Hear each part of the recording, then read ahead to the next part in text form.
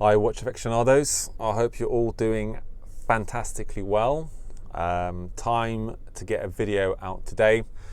For those who don't follow me yet on IG, Instagram, my handle is steelmoon_watches, so give us a follow there. You can't subscribe, but been having some good interesting conversations on the old IG recently. Some people ask questions on advice, which watch, what do you think, how did you get on with this watch or that watch, etc. Anyway guys, posting today because I need to share an update on my second Pepsi pre-ceramic, the 16710 2006 no holes case rail dial. That watch has been sold. That watch has been sold as well. Obviously I sold the previous Pepsi. The only silver lining is that it got bought by the same guy who bought the other Pepsi. That's the only silver lining. It's within the friend network, sort of feels okay. It's a little bit more palatable that way. You might ask why has he got two Pepsis? Well, he's got two sons. So I said, mate, you got two boys. One day they're going to be arguing about who gets the watch. So here's a second Pepsi. They both got their pros and cons. One Pepsi's got the sans serif, one Pepsi's the no holes.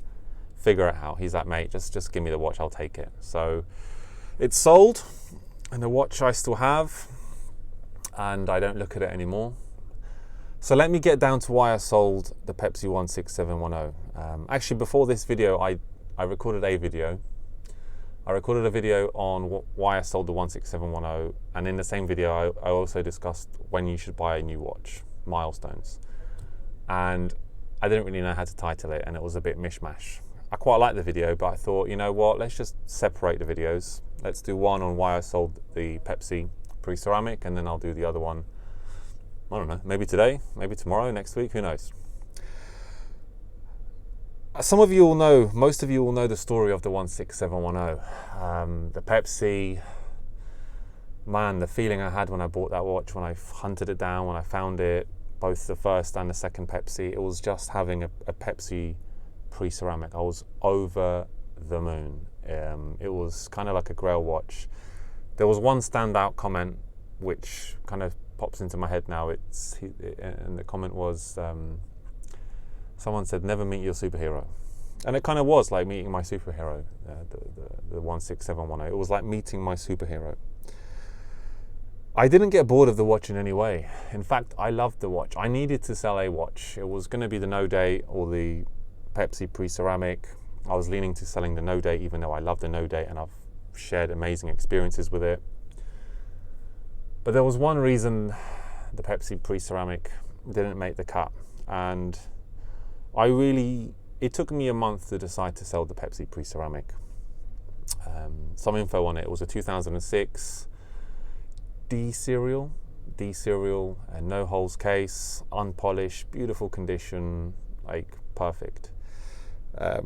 But there's an echo here. There's an echo in the reason I sold the Pepsi pre-ceramic, and the echo is the Girard Perregaux Larietto 42mm. If some of you will remember, I had that watch for close to a year, and it started to not fit me very well.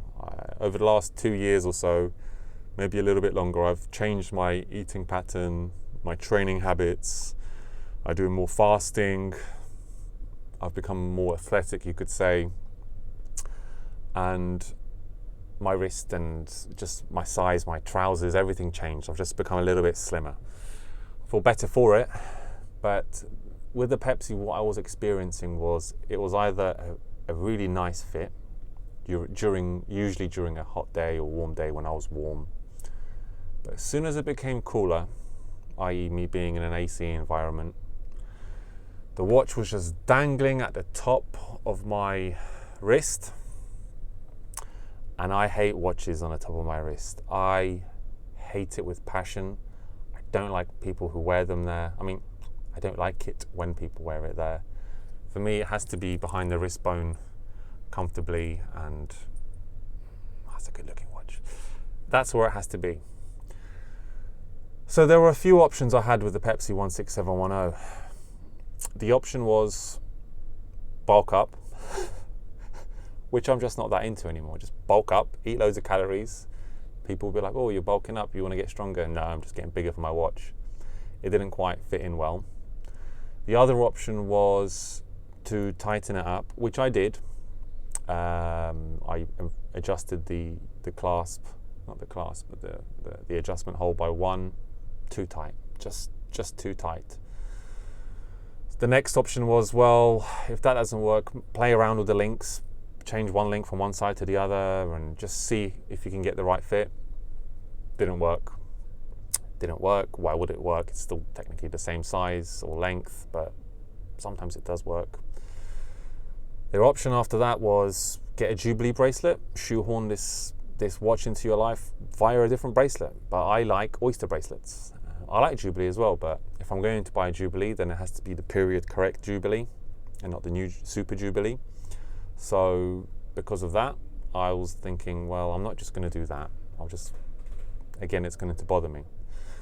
Played around, put it away for a week, put it away for 2 weeks, go back to it, wear it for a day, wear it for 2 days, wear it for half a day, put it away, go back to it. And it just really became evident that the watch was bothering me. Half the time it would be good, another time it would be too big, floating around. And even though it was predominantly a weekend watch, it was reminded me of the weekend. That's why I saved it for the weekends. It just couldn't fly, and I'm genuinely heartbroken having to sell the Pepsi pre-ceramic, that GMT. I just love that watch. I had these plans for it. I had the plan that this was going to go. I was going to get a black bezel for the Pepsi or the GMT. I was going to get the Coke bezel. I was going to have this watch which could be Jubilee, oyster, everything. And guys, that's just the reality of it. For me, the number one thing about a watch is comfort, it's adjustment. I mean, this no date, it's as if it was forged for me in some mountains from Lord of the Rings, whatever the mountains are called. It's as if someone was like, we are forging this watch for this wrist on this man. It's going to be made for him. Like Lord of the Rings, the ring just sizes up and down to whoever's wearing it. I feel that with the no date. Granted, there are days where the no date seems a little bit bland, boring, but no watch is ever going to give you that fix all the time. There are days in certain lighting I find the 1460M a little bit dull, boring, but that means it's just under the radar. It's covert, it's quiet. The Pepsi just had that thing. I had so many compliments on the Pepsi. I had people eating dinner with me saying, that's a really pretty watch, or someone in a hotel saying, that's a really nice watch. Everything was there, and I don't know what other option I had really. So the Pepsi is gone. Rail dial didn't really do much change, hadn't had any significance for me. It has significance for some, I guess, in the community.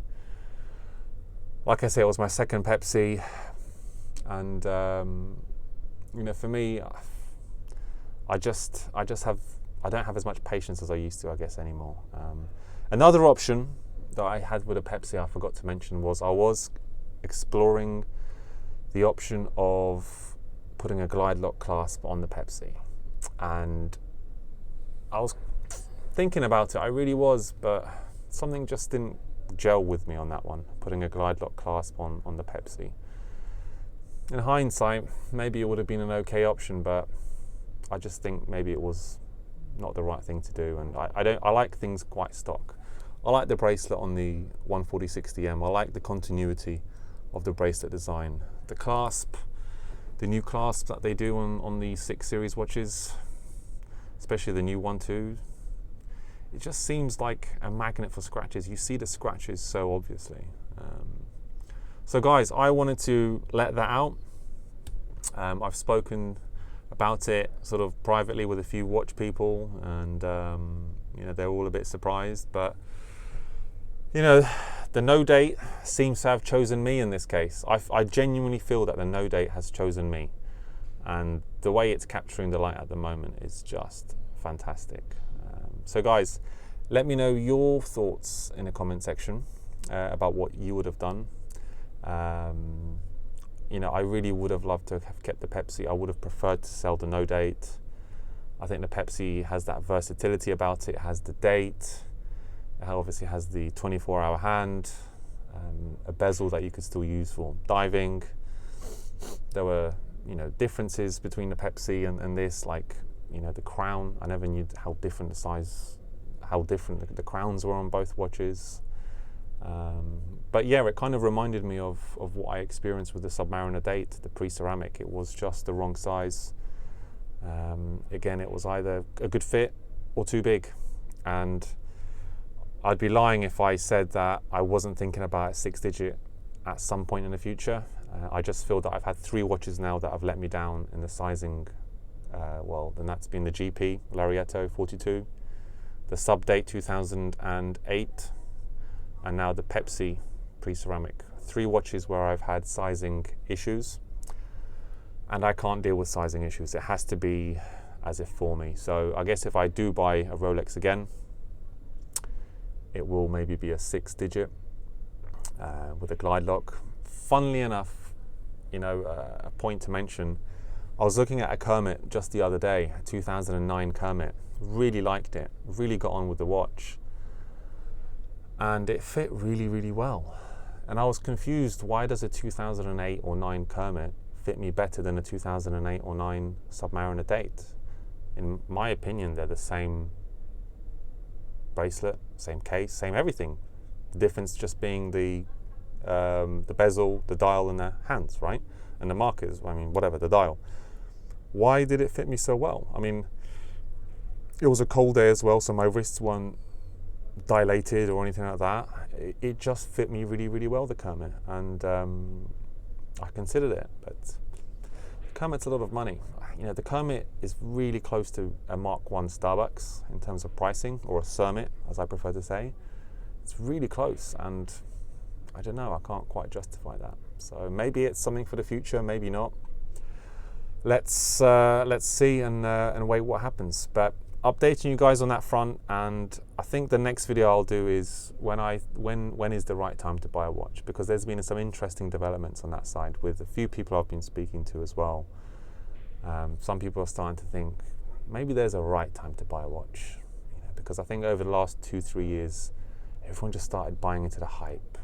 No one knew why they were buying the watch other than financial prowess and show off. But I guess historically watches have always been a bit of a milestone type thing. But I'll leave more for the next video.